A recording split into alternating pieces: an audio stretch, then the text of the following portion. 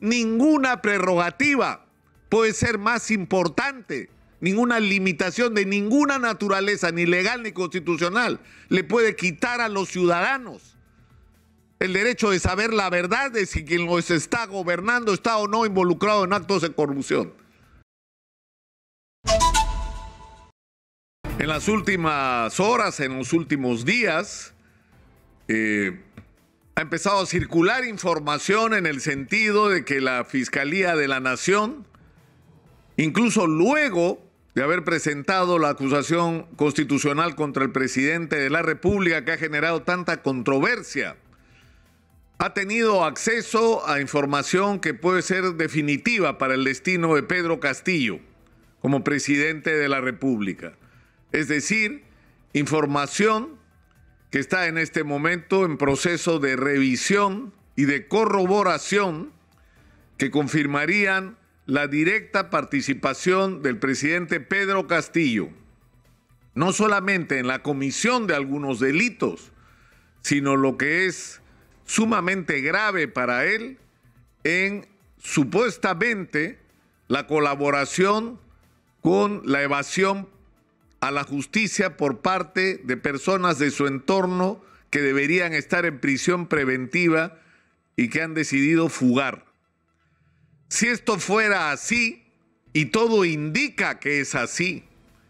la situación es sumamente grave, porque ya no está en discusión la legitimidad o la corrección constitucional o desde la perspectiva del derecho internacional, de la manera como la señora fiscal de la Nación ha planteado las cosas en el Congreso de la República. Es decir, si más allá de la limitación que establece el artículo 117 de la Constitución, que aunque usted no lo crea, señora, señor, establece que el presidente no puede ser acusado durante su mandato por otro delito que no sea el de traición a la patria. Es decir, que llevándolo al extremo, si mata a alguien no podríamos acusarlo, ¿no es cierto? O si lo descubrimos en actos de corrupción, tendríamos que esperar a que acabe su mandato para investigarlo y acusarlo, como ha ocurrido con todos los presidentes anteriores, donde la Fiscalía de la Nación se sometió incluso a la negativa, renunciando a sus prerrogativas de por lo menos hacer la investigación. Ni siquiera eso hicieron. Pero en fin, la Fiscalía de la Nación está diciendo ante el Congreso de la República que pese a lo que dice el artículo 117 de la Constitución, nosotros tenemos un compromiso internacional, que es la Convención de Lucha contra la Corrupción de Naciones Unidas, que nos compromete como Estado y que tiene rango de ley e incluso para algunos constitucional, en el sentido de que cuando hay una confrontación entre el interés público de lucha contra la corrupción y las prerrogativas que tengan algunos funcionarios como el presidente para no ser investigado, lo que prima es el interés ciudadano. Y que por lo tanto ninguna prerrogativa puede ser más importante, ninguna limitación de ninguna naturaleza, ni legal ni constitucional, le puede quitar a los ciudadanos el derecho de saber la verdad de si quien los está gobernando está o no involucrado en actos de corrupción. Y ese es el sentido final de lo que está proponiendo la fiscal de la Nación. Uno puede estar de acuerdo con eso o no, pero si aparecen las evidencias que se supone van a aparecer, eso ya no tiene importancia. Porque yo no sé si ante evidencias de esta naturaleza, como las que estamos esperando, algunos congresistas van a tener el coraje de votar en contra, por ejemplo, de una vacancia presidencial, que es otra figura absolutamente imperfecta de la Constitución, por decirlo menos. Es decir, tenemos una Constitución donde dice que el presidente puede vacar, entre otras razones, por permanente incapacidad moral, y no nos dicen qué consiste la permanente incapacidad moral. Algunos dicen que se refería antiguamente al estado de demencia, cuando el presidente pierde la razón, porque hay otro otro artículo constitucional que se refiere a la permanente incapacidad física. Este se refiere, según algunos, a la incapacidad mental. Hemos estado en esta discusión años. Y lo que está claro es que ya que el artículo 117 no permite procesar constitucionalmente al presidente, este otro artículo sí permite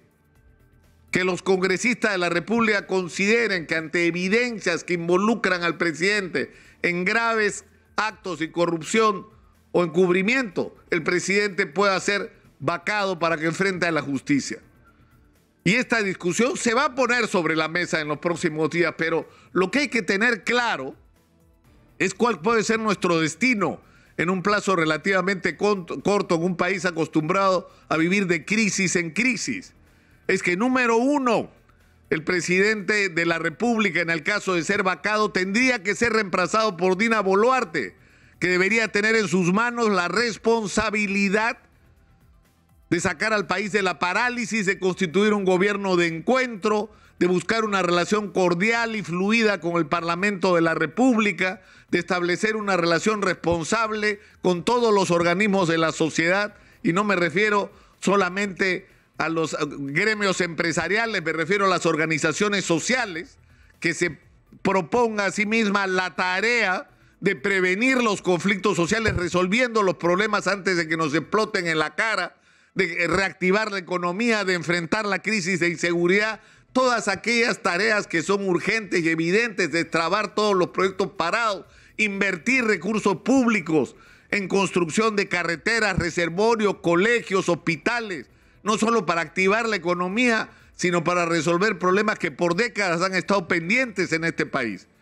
El problema es que hay sectores de la oposición que piensan que esto no es posible, y es más, ya se inició un proceso para inhabilitar y destituir a Dina Boluarte.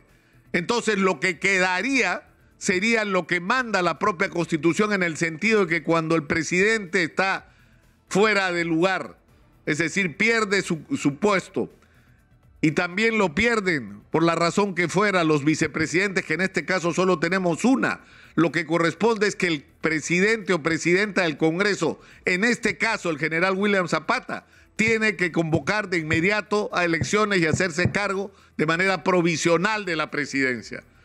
Y esto